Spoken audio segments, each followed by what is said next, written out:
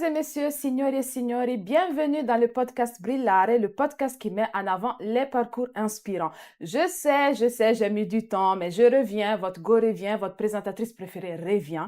Et cette fois-ci, pour la saison 2, j'ai promis encore élever le niveau. Donc, la personne que je vais vous présenter aujourd'hui, c'est un animateur, c'est un podcasteur, c'est une personne qui fait parler d'elle, c'est une personne pétillante, une personne que vous allez adorer. Donc, Yo OBG est dans la maison.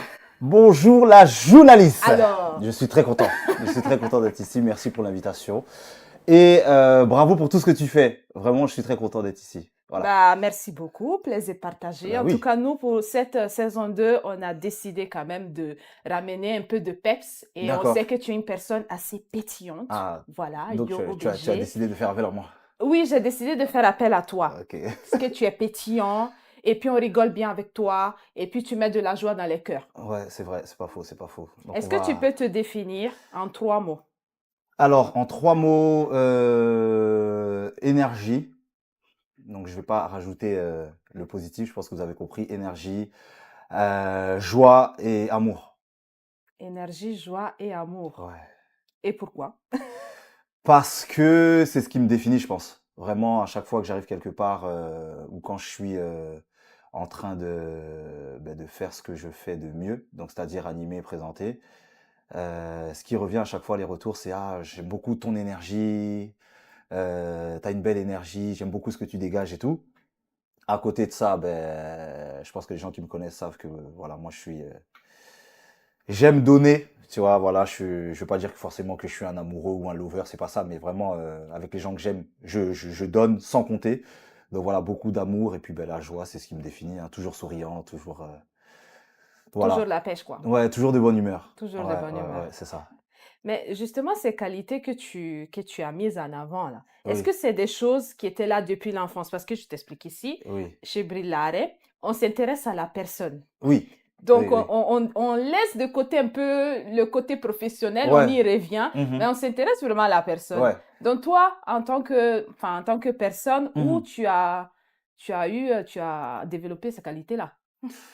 Oui, je pense que je les ai depuis longtemps, en vrai, hein. Je pense que je les ai depuis longtemps. À la maison, c'était moi quand je dois définir mon enfance, c'était la fête à la maison. Tu vois, moi, c'est des souvenirs de ma mère qui nous filme pendant le jour de l'an, pendant les anniversaires, et même comme ça, des fois des moments de vie à la maison, tu vois. Et c'était que la rigolade, c'était que moi, je n'ai que des bons souvenirs de mon enfance, tu vois. Donc ouais, je pense que c'est un truc que j'ai en moi depuis longtemps et que mes frères et sœurs, mes parents ont vu depuis. Donc, en vrai, ils sont pas étonnés de ce que je fais aujourd'hui.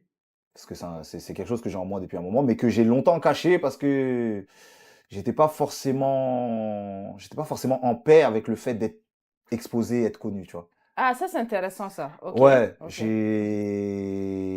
me suis longtemps caché, tu vois, mais ça m'a rattrapé en fait à chaque fois, tu vois, parce que je me disais que je voulais avoir en tout cas, selon moi, une petite vie tranquille, une petite vie pépère où on n'est pas forcément dérangé mon quotidien, tu vois.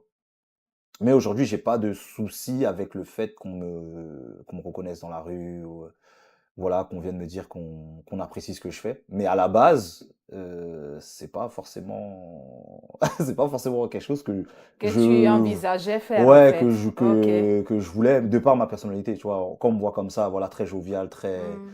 très ouvert et tout, qui va vers les gens. À la base, je suis un grand timide, les gens savent pas, tu vois? Mhm. C'est-à-dire Mais que, justement, qu'est-ce que tu voulais faire quand tu étais petit?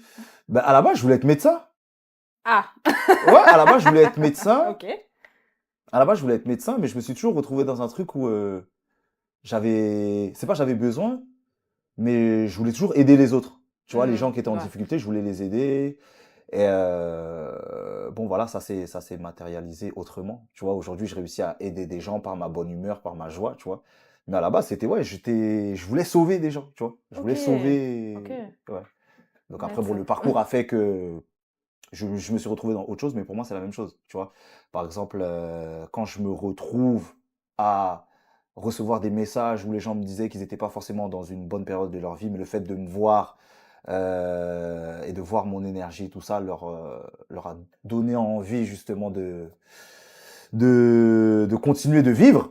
Ben, c'est des choses qui te touchent, tu vois, et que tu dis en fait que ta mission de vie, elle est, c'est ça en fait, tu vois. voilà, procurer de l'amour, procurer de la joie aux gens. D'accord. Yo, BG, tu es de quelle origine? Alors, je suis originaire du Gabon et de la Côte d'Ivoire. Ah, ça, c'est un mélange, hein. Voilà, donc mon père est gabonais Ok, et ma mère est ivoirienne. ok.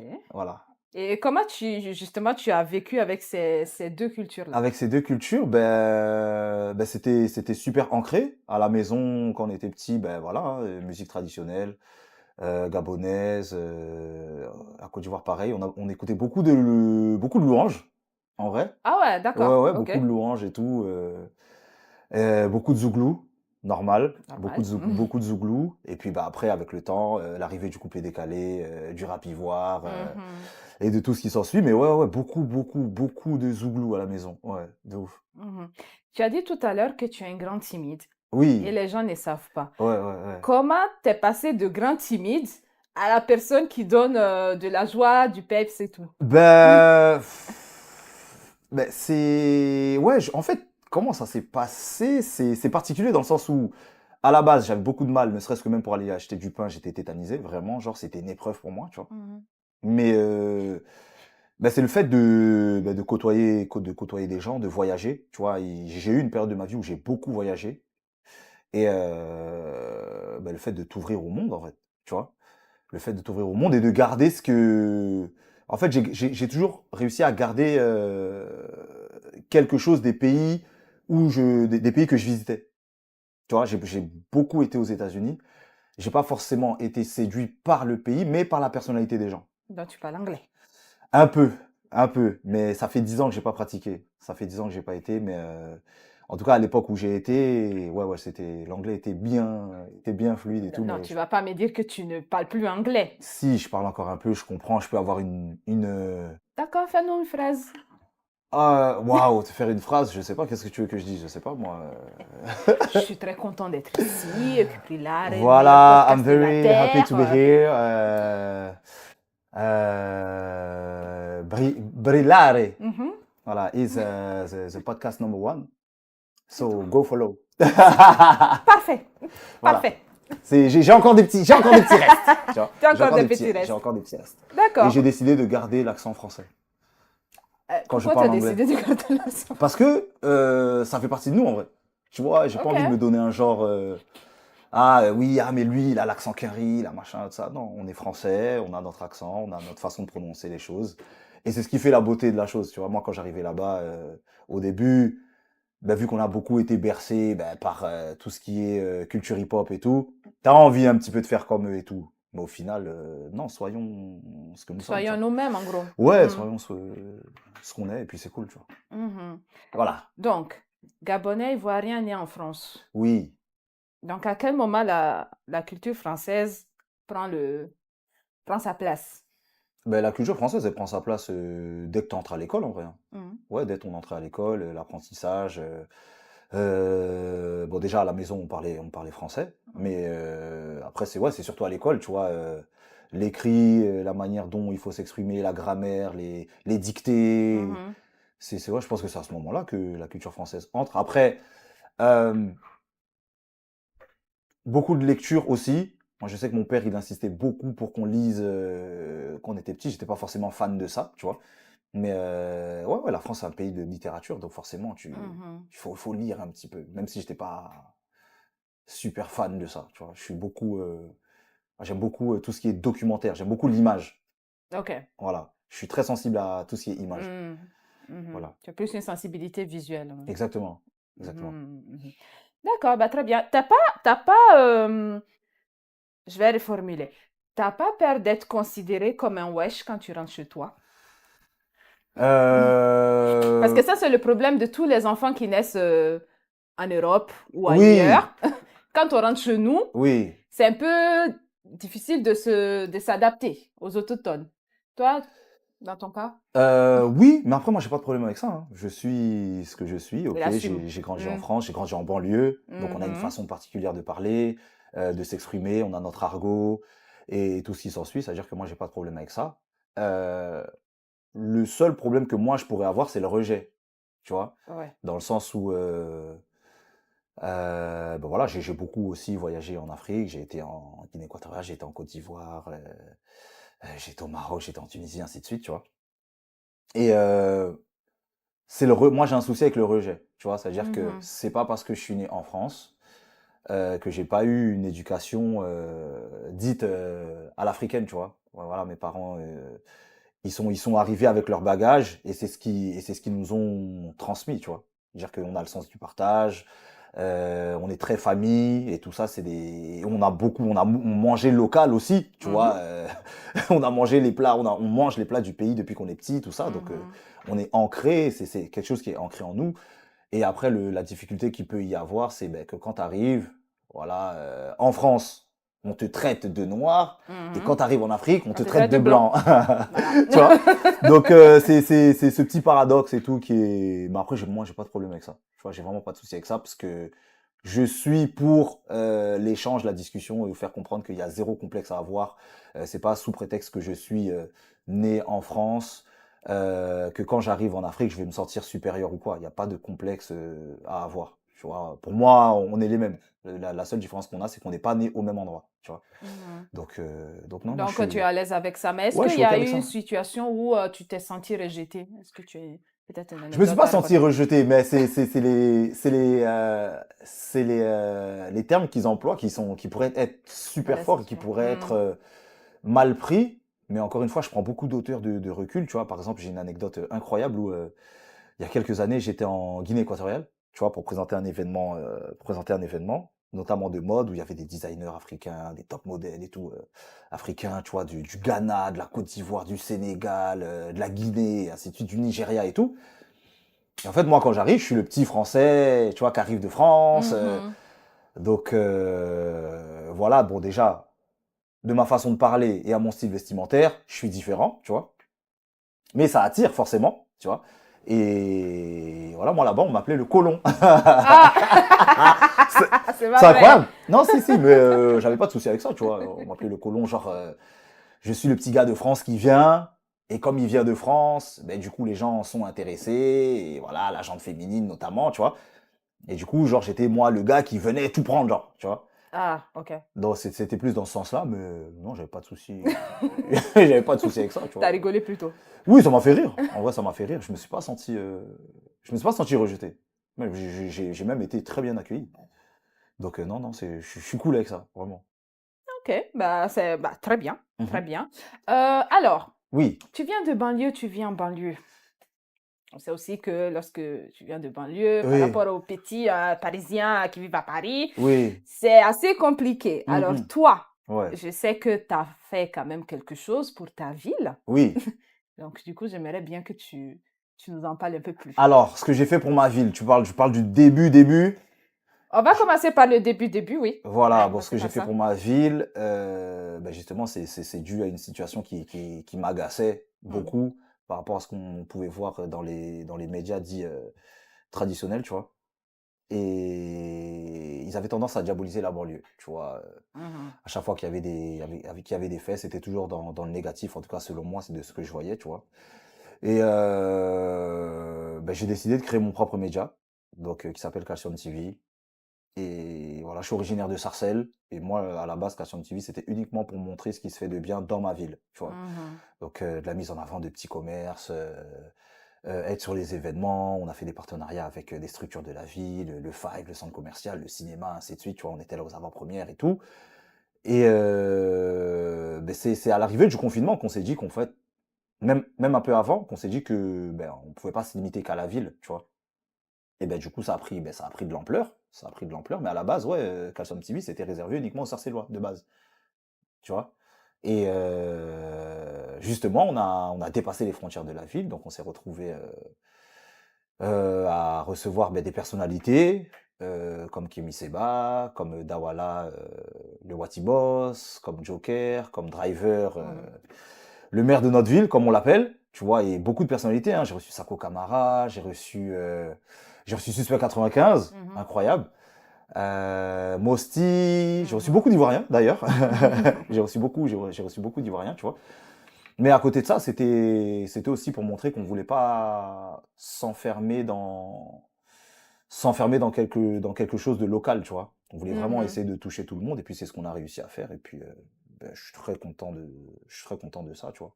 J'ai pas eu ce complexe de dire, ok, je suis issu de la banlieue, ce que les gens de Paris ils font, c'est mieux que nous. Ben non, je te montre que je fais, et puis si t'adhères à ma façon de faire et à ma façon de voir les choses, let's go, tu vois.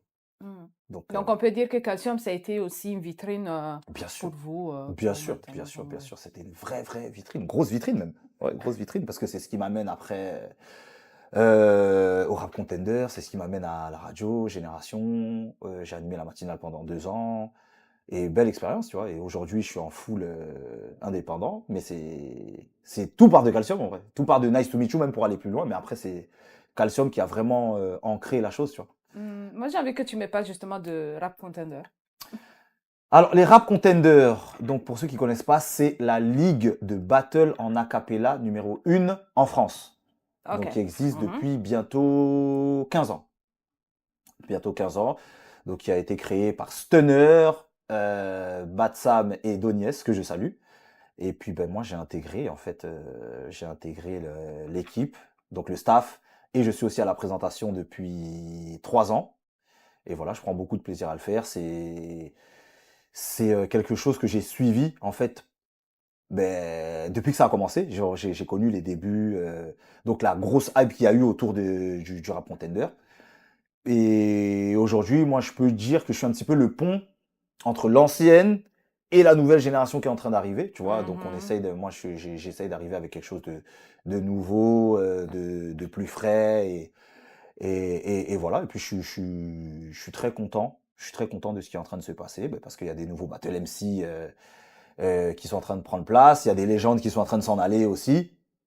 Et d'ailleurs, il y a un Battle MC d'origine ivoirienne qui fait fureur en ce moment, non seulement ici, mais au pays, qui s'appelle l'Unique, Mhm. l'Unique Griot, je sais pas si tu connais, que je Non. salue. Et non, je suis content. Je suis content de ce qui est en train de se passer au niveau du battle rap. Et puis d'ailleurs, il y a pas mal de choses qui vont arriver que je peux pas dire pour l'instant, mais que vous allez Attends un peu. découvrir. Voilà. Donc, explique-nous, ton premier Rap Contenders, comment ça s'est passé? Alors, mon premier rap contender, j'arrive au RC 18. J'arrive OK. au Rap Contender 18. Donc je fais la première partie, donc où il y a des rookies qui arrivent et qui font un battle à 3, c'était une édition spéciale, tu vois. Donc je présente. Et Stunner annonce son départ. Stunner annonce son départ, il était là depuis ouais, peut-être 12 ans, tu vois. Et il annonce son départ.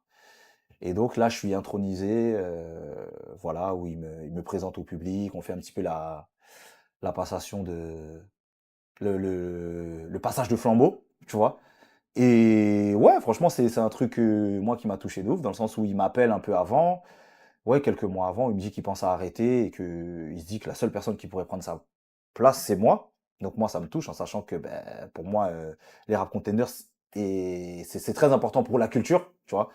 Sauf que bon, après, moi, c'est mon sentiment perso, j'ai le sentiment qu'aujourd'hui, c'est un petit peu négligé, tu vois. Donc j'arrive aussi dans une optique de rendre ces lettres de noblesse au rap contender. En vrai, tu vois, c'est vraiment, Mhm. c'est pas juste une hype d'un temps, c'est un mouvement à part entière qui existe et tout. Et voilà, je parle pas seulement de rap contender, je parle du battle rap en général, tu vois. Donc voilà, moi c'est cette chose-là que j'ai envie de remettre sur le devant de la scène, tu Mhm. Et vois. ça s'est Voilà. bien passé. Et ça se passe bien. Ça se Franchement, passe ouais, ça se bien. passe bien. Je suis content de ouf. Ouais, ouais, je suis grave content. Je suis grave content. Et puis les gens ont compris un petit peu mon état d'esprit, mon délire et tout ça. Donc ouais, je suis content. C'est parfait. Hmm. Yo, Oui, on va parler de ton rôle de père. oui. C'est le meilleur rôle. Ouais, ouais, ouais, mon rôle de père. Ton rôle de papa. Est-ce que je parle de quoi? En fait, là, je sais pas par quoi On va commencer. déjà commencer par le podcast. Oui. Et puis, on va arriver, bien sûr, à Ouais. ta collection de livres. Hum. Je te laisse ça. Alors, le podcast Nos vies de papa. Le podcast Nos vies de papa qui existe depuis presque 3 ans maintenant. Donc, je décide de le créer suite à des discussions avec des amis, mais qui Mhm. sont aussi papas, tu vois. Qui sont aussi papas. Je me rappelle que quand, je me rappelle que ben, quand j'allais chez le barbeur ou chez des amis, tout ça, nos discussions, les discussions principales qu'on avait, c'était par rapport à nos enfants, tu vois. Ah, mais ta fille, tout ça, ça va, toi, ton fiston, tout ça et tout. Et je me suis rendu compte qu'il n'y avait pas beaucoup d'espace, en tout cas au moment où moi je le crée, qu'il n'y avait pas beaucoup d'espace réservé au papa, tu vois, où on pouvait parler de ce qu'on vit en tant que papa et de ce qu'on ressent et de toutes les questions qu'il peut y avoir autour de la paternité, tu vois. Donc moi, c'est ce que j'ai voulu mettre en avant, parce que le fait de devenir papa a changé beaucoup de choses dans ma vie, tu vois. Il y a beaucoup de choses que j'avais peut-être peur de faire, qui ont été comme une évidence à la naissance de mes enfants, tu vois. Donc je me suis dit non, je me fixe pas de limite et puis je fais ce que j'ai envie de faire, tu vois. Mais ma première source de motivation, ça a été mes enfants, clairement, tu vois. Et aujourd'hui, voilà, le podcast a pour but de mettre en lumière tout ce qu'on peut vivre durant tout le processus qui est justement, tu vois, la mise au monde d'un enfant. Donc, l'annonce de la grossesse en elle-même, la naissance, le retour à la maison et tous les questionnements qu'il peut y avoir autour de l'éducation, tu vois. Donc après, voilà, il y a des thèmes aussi bien précis. Je reçois différents profils de papas. Ça peut être des papas célibataires, ça peut être voilà, des papas qui ont eu des jumeaux, et ainsi de suite. Et puis on discute autour de ça. On parle de nos ressentis, tu vois, sans se dire, sans qu'il y ait de jugement, où on parle à cœur ouvert. Et puis voilà, il y a des moments très touchants, des moments très émouvants. Et faire comprendre aussi que les hommes ont une sensibilité, tu vois, et il faut qu'ils soient en paix avec ça, tu vois. Mhm. Moi, je sais que je suis quelqu'un de très sensible et je suis en paix avec ça, tu vois. Et Mhm. voilà. Donc, ouais, c'est ce Donc, que j'ai voulu. podcast Nos vies de papa, Mhm. collection des livres. Ouais, donc la collection de livres que j'ai développée avec Awisha Traoré, que je salue. Qu'on Ma salue. sœur, vraiment, Awisha Traoré, qui a sa maison d'édition en Calévation. Et qui m'a fait clairement confiance parce que j'ai eu l'idée des aventures de Papayo. Mais en fait, ça en découle du podcast parce que je me suis dit, qu'est-ce que je pourrais laisser, tu vois. J'aimerais laisser quelque chose de palpable à mes enfants. Et je pense qu'il n'y a rien de mieux qu'un livre, tu vois, où on raconte, parce que c'est c'est inspiré de faits réels. Donc c'est vraiment les expériences que moi je vis avec mes enfants, qui pourraient servir à d'autres parents ou enfants, tu vois. C'est vraiment des pistes de réponse, tu vois. Parce que Papayo, c'est quelqu'un qui est impliqué dans la vie de ses enfants et qui essaye de répondre à leurs problématiques du quotidien, tu vois. Donc il y a 3 tomes qui sont disponibles. La sortie scolaire, donc qui cherche à mettre en avant l'amour de soi, tu vois, la confiance en soi. Liam ne veut plus aller au centre aéré, mais qui prévient un petit peu le harcèlement scolaire. Et puis là, le dernier, stop la tablette. Stop la tablette, stop la tablette. Stop Hein. la On est tablette. confronté à ça, Voilà. les enfants, les écrans, la télé, Mhm, mhm. voilà tout ça. Donc voilà, essayez de donner des pistes de réponse. Il n'y a aucune vérité générale. C'est mes réponses à moi qui pourraient servir à d'autres. Mais après, voilà, libre à vous de prendre ou de ne pas prendre. En tout cas, moi, je vous invite vraiment à commander ces livres-là. Ils Hmm. sont géniaux. Je n'ai pas eu stop à la tablette. Donc, je profite ici pour dire que je n'ai pas eu stop à la tablette. Donc, je veux mon tome stop à la tablette Ok. dédicacé. Merci. Ok, pas de souci. C'est noté, c'est filmé. Donc, il n'y a pas de problème, on fait comme ça. Ok. On fait comme ça. Stop la tablette arrive et on est en train de travailler sur le 4e tome. Oh, Voilà. bien. J'aime beaucoup ça. Voilà, Ok, donc, on va marquer une pause. Marquons une pause. On Marquons. marque une pause. Pause. Oui. On va passer à une rubrique que j'aime tant faire et que mes invités n'aiment pas. Ah. Le scanner. Ah, d'accord. J'entends ce son en plus avec la phrase du début. Bonsoir, je voudrais rentrer s'il vous plaît.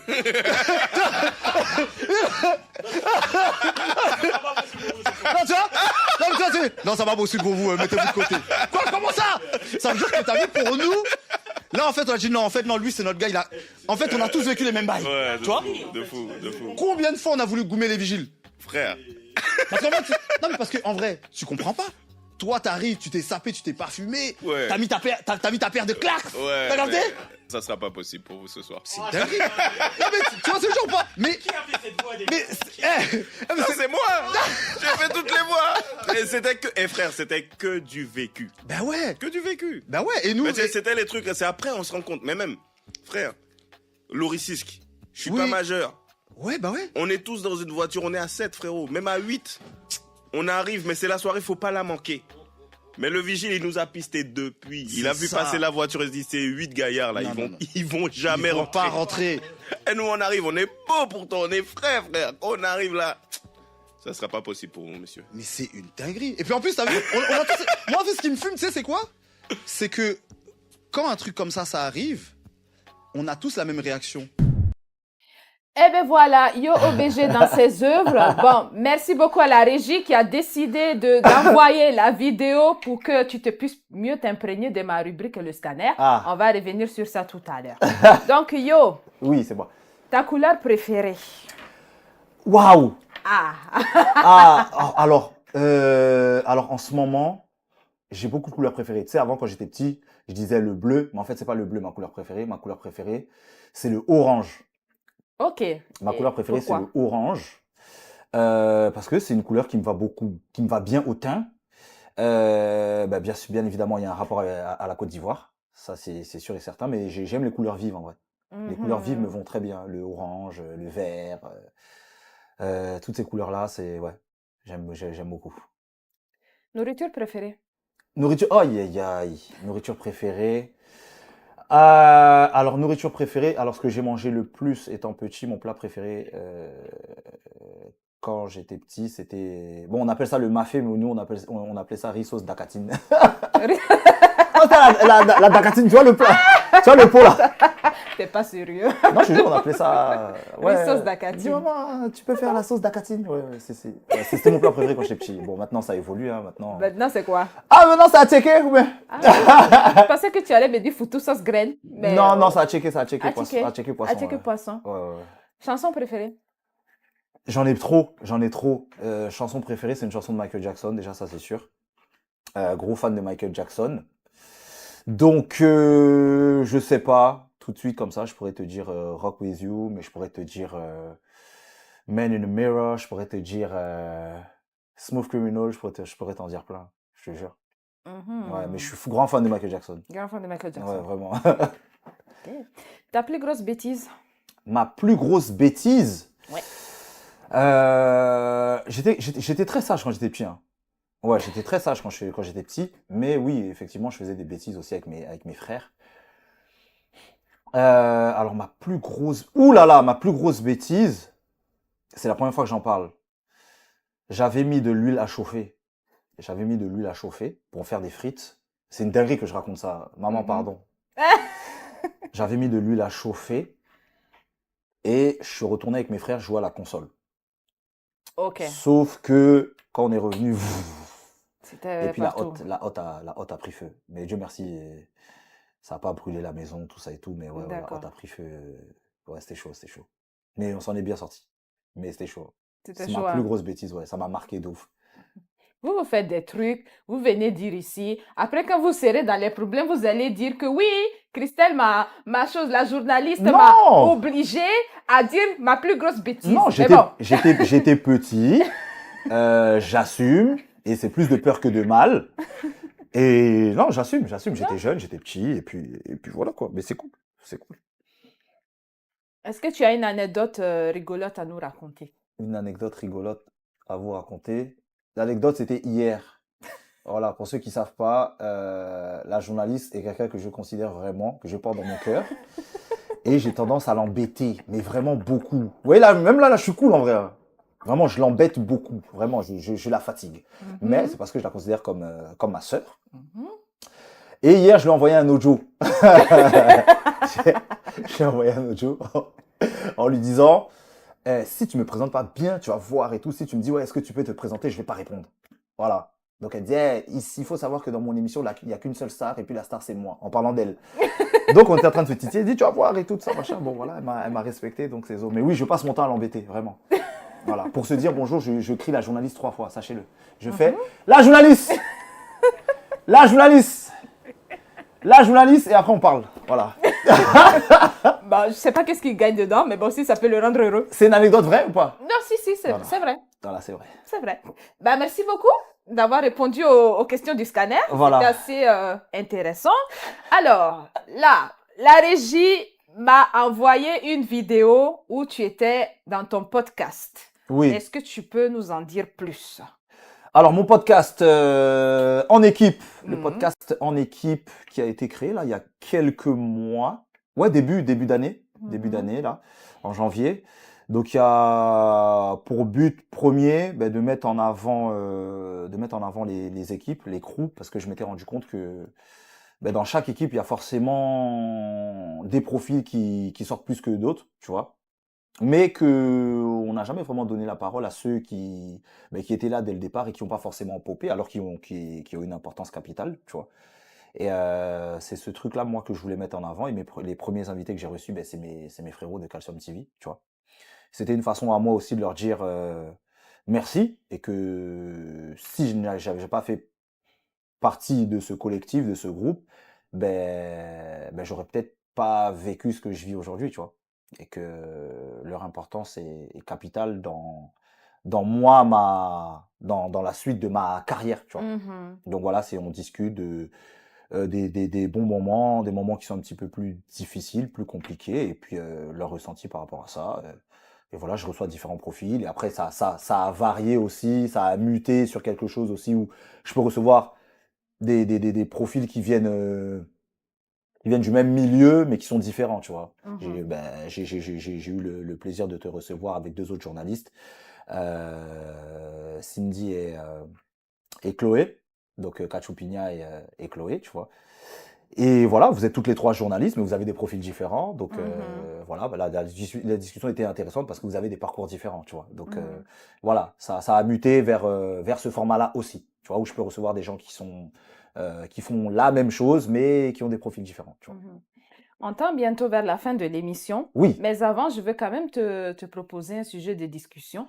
Comment faire pour se démarquer dans les médias? Ah, comment faire pour se démarquer dans les médias? Je veux pas te mentir, moi je suis en plein dedans, clairement. Tu vois, aujourd'hui, je pense avoir trouvé mon identité visuelle. Quand je te dis ça, c'est la manière dont je m'habille, la manière dont voilà, tu vois les cheveux. Je porte très souvent des petits chapeaux, donc je salue mon frérot qui a sa marque de Miki, hein, Miyaraka, donc qui sont faites à la main. Donc quand tu regardes bien sur tous les contenus, je les porte. Et aujourd'hui, c'est grâce à ça qu'on peut m'identifier, tu vois. Mhm. Voilà, j'ai décidé de lâcher mes locks qui étaient attachés très souvent avant. Mais je pense que c'est grâce à ça qu'on me reconnaît. Après, bien sûr, il y a ma personnalité, tu vois, voilà, très joviale, qui aime rire, qui a une façon d'amener les choses un petit peu différentes. Et ma façon aussi de communiquer sur les réseaux. Tu vois, j'ai étudié un petit peu comment ça fonctionnait sur TikTok. Et puis, je l'ai adapté à ma sauce. Tu vois, je sais pas si tu as vu, à un moment, je faisais des petites capsules où je parlais de musique que j'ai Mhm. beaucoup aimé Tout à fait. étant plus jeune, étant surtout adolescent, tout ça. Et j'ai des bons retours par rapport à ça. Je suis content, tu vois. Et je pense que c'est grâce à ça que je réussis à me démarquer. J'ai réussi à étudier les formules qui pouvaient fonctionner sur les réseaux et les adapter à ma sauce à moi. Mhm. Et voilà, ouais, je pense que c'est ça. Donc, en gros, pour se démarquer face aux médias, il faut déjà rester soi-même Oui, et trouver sa DA spécifique. voilà, réussir, faire en sorte qu'on réussisse à t'identifier rapidement, tu vois. Mhm. Ne serait-ce que visuellement, tu vois. Après, le Visuellement. reste, Mhm. le contenu et tout, ça en fait partie, mais visuellement, on sait que, ah, ok, tu vois, tu vas voir un mec avec des locks et puis un petit chapeau comme ça, tu pourras pas te dire, ouais, c'est quelqu'un d'autre, c'est IOBG, tu vois. Mhm. Donc voilà. Mhm. Je te laisse ton mot de la fin. Mon mot de la fin, abonnez-vous à mes réseaux sociaux. C'est IOBG partout. Brillaré est un podcast incroyable. Donc, en espérant que cette saison 2 soit dingue. Mhm. Et voilà, je te le dis, je suis très content de ce que tu fais, de comment tu évolues. Et puis, bon, on attend au sommet là-bas. C'est là-bas qu'il faut être. C'est là-bas qu'il faut être. Ouais, ouais, c'est là-bas qu'il faut être. Mais ouais, voilà. En tout cas, très content d'avoir participé à ce podcast parce qu'il faut savoir que je l'ai fatigué. Oui, je l'ai fatigué. Il dit, tu m'invites quand? Et moi, c'est quand? Hein, mon Il m'a tour? harcelé, en fait, en gros. Oui, voilà. Mm. Hein, tu m'invites quand? C'est fait, puis je suis content. Ouais, très content. Hâte de voir ce que ça va donner. Merci beaucoup, Johan. Et moi, je vous remercie d'avoir participé à ce podcast, d'avoir regardé notre invité Yo OBG, C'est bon. personne aussi pétillante, voilà, pleine d'énergie. Et puis, je remercie la régie. Oui, Faisal, merci. Faisal, Je merci profite. beaucoup. Faisal. Merci beaucoup. Très bien. Merci beaucoup, maître. Et on se redit à très bientôt pour la découverte d'un autre profil inspirant. D'ici là, portez-vous bien. Ciao!